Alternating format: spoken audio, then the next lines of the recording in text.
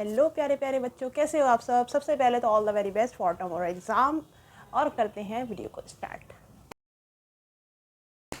Hello everyone, I am Sumbul. और सबसे पहले तो आप सबकी होली कैसी रही मुझे ये बताओ। बढ़िया तरीके से गुलाल तो आपने लगाया ही होगा। और एसएसटी के एग्ज़ाम की प्रिपरेशन कैसी रही वो तो शायद आपने करी ही नहीं होगी, क्योंकि आपको तो लग रहा होगा कि आप वेकेशंस पे हो। इतना लंबा गैप था दीदी, क्या बताएं, हम तो कर ही नहीं पाए। हमें तो याद ही नहीं रहा कि हमें एसएसटी के एग्ज़ाम की प्रिपरेशन भी करनी थी। कोई नहीं यार, होता है, कभी कभी होता है, और स्पेशली लास्ट एग्ज़ाम पर तो होता ही है। तो डोंट वरी, पहले से तो पढ़ते हुए आ रहे हो ना, दिगराज सर के क्लास तो लेते हुए आ रहे हो ना, और बाकी सारे जितने भी स्टूडेंट्स हैं कहीं ना कहीं से तो पढ़ते हुए आ रहे हैं ना कुछ तो आती है ना। बस कल ना सब निकाल के आ जाना, अच्छे से फोड़ के आ जाना एग्ज़ाम को। एक बात ध्यान रखना, कल का जो एग्ज़ाम है ना वो आपकी लाइफ का 10th क्लास का लास्ट एग्ज़ाम है। तो ओवर थिंकिंग तो करनी ही नहीं है, बस इस बात का जश्न मनाना है कि यार अब एग्ज़ाम ख़त्म, थोड़े दिन का इन्जॉयमेंट मिलेगा आपको। एग्ज़ाम्स के बाद बिना किसी टेंशन के कुछ दिन बस मज़े करने हैं, कुछ थिंक नहीं करनी है कि यार आगे क्या चूज़ करना है, क्या चूज़ नहीं करना है। बहुत सारे टीचर्स हैं, आपको गाइड करेंगे, एक का हाथ पकड़ के बस आगे निकल जाना, हर किसी की बात मत सुनना।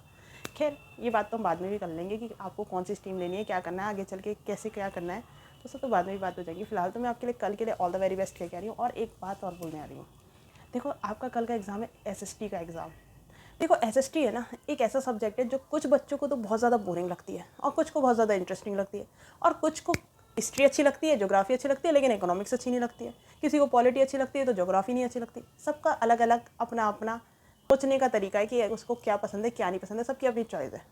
तो बस मैं कहना ये चाहती हूँ कि कल के एग्ज़ाम में अगर कोई क्वेश्चन कहीं से भी बन रहा है, कैसा भी, अगर कुछ भी आपने नहीं पढ़ा है और अगर क्वेश्चन बन के आ गया है, जस्ट लाइक सोइल के बारे में पूछ लिया कि यार ये कौन सी मिट्टी होती है, आपको तो पता ही नहीं, कुछ भी लिख के आना, लेकिन लिख के आ जाना मेरे भाइयों बहनों, छोटे प्यारे प्यारे।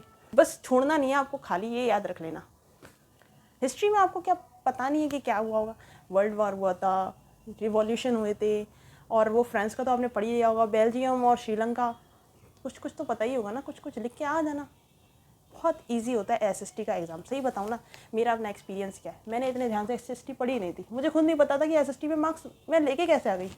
ये बात तो आपने शोभित भैया के मुँह से भी सुनी होगी कि यार उनके एग्ज़ाम में तो पता नहीं क्या आया था, क्या लिख के आया था और कैसे मार्क्स आ गए थे। इवन ये चीज़ तो मैंने खुद भी शोभित भैया के सेमिनार में नहीं सुनी थी कि उन्होंने भी अपने एसएसटी के एग्ज़ाम में ध्यान से पढ़ाई करी नहीं थी, लेकिन फिर भी उनके मार्क्स आ गए थे। सोचो, जब हमने ध्यान से पढ़ी नहीं थी फिर भी आ गए थे, तो कल तुम्हें भी यही करना है, कुछ भी लिख के आना, लेकिन लिख के आना है, ठीक है ना, तुम्हारी भी मार्क्स आ जाएंगे। और नो ओवर थिंकिंग, ठीक है ना।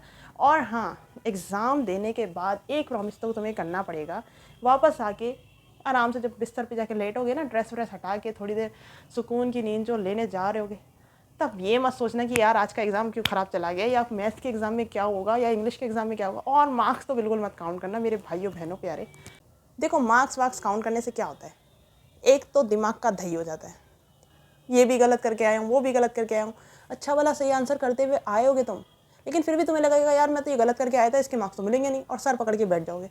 तो ये गलती मत करना। जितने भी तुम्हारे एग्ज़ाम पेपर हैं, अगर कोई छोटा तुम्हारा जूनियर हो तो या तो उसे दे देना, या ऐसी जगह पर उठा के रखना जहाँ पे तुम्हें दोबारा मिले ही नहीं, तब तक तो बिल्कुल ना मिले जब तक रिजल्ट नहीं आ जाता। और हाँ, एक बात और ये लास्ट बात है, क्योंकि कल तुम्हारा लास्ट डे है 10th क्लास का, जब तक रिजल्ट नहीं आया था तब तक तो है ही। तो बेफिक्र होके रहना। कहीं ऐसा सोच रहे हो कि यार 10th चला गया, मेरे दोस्त बिछड़ जाएंगे, मेरा स्कूल बिछड़ जाएगा, ये हो जाएगा, वो हो जाएगा, स्ट्रीम चली जाएगी, ये सब बिल्कुल मत सोचना, ठीक है ना। देखो अब आप बड़े हो रहे हो, मैच्योर हो रहे हो, तो इन चीज़ों को सीखो, इमोशंस को कंट्रोल करना सीखो। बहुत सारे बच्चे तो रोएंगे अपने टीचर से बिछड़ने के लिए, और बहुत सारे बच्चे तो अपने फ्रेंड से, यार मैं तो दूसरे सिटी जा रहा हूँ रहने के लिए, मुझे कुछ और करना है, मुझे 11th में वहाँ एडमिशन लेना है। सबका अपना अपना पॉइंट ऑफ व्यू सही है कि उनको पेन होता है, इमोशंस आते हैं कि यार इतने दिन होता है कि इसमें पढ़े हम, अब चले जाएंगे। बहुत अजीब लगता है जब कुछ आदतें छूटने वाली होती हैं, लेकिन अब आपको ये कंट्रोल करना सीखना पड़ेगा, ठीक है ना। मैं इसीलिए आई हूँ ताकि मैं आपको बता सकूँ कि आगे कैसे चलना है। ये जो आपका फेस है ना, ये एग्ज़ाम से लेके रिजल्ट से लेके 11th क्लास में जाने तक का, बहुत ख़तरनाक किस्म का भी होता है और बहुत अजीब भी होता है। सब कहेंगे कि तू ये साइड ले ले, तू वो साइड ले ले, तू यहाँ बन जा, तू वो बन जा। देखो जो करना है अपने दिल का करना, और हाँ अपने माँ बाप का अगर कोई सपना है तो फिर उसे भी लेके चलना। ये नहीं कि यार बहुत टफ है, मैं नहीं कर पाऊँगा। एक बार तो ट्राई करके देखना यार, क्या पता आपका भी दिल लग जाए, है ना। चलो अच्छा, अब कल के एग्ज़ाम के लिए ऑल द वेरी बेस्ट। अच्छे से करना, फोड़ देना, दिगराज सर को चाहो तो ले जाना साथ में एग्ज़ाम देने के लिए।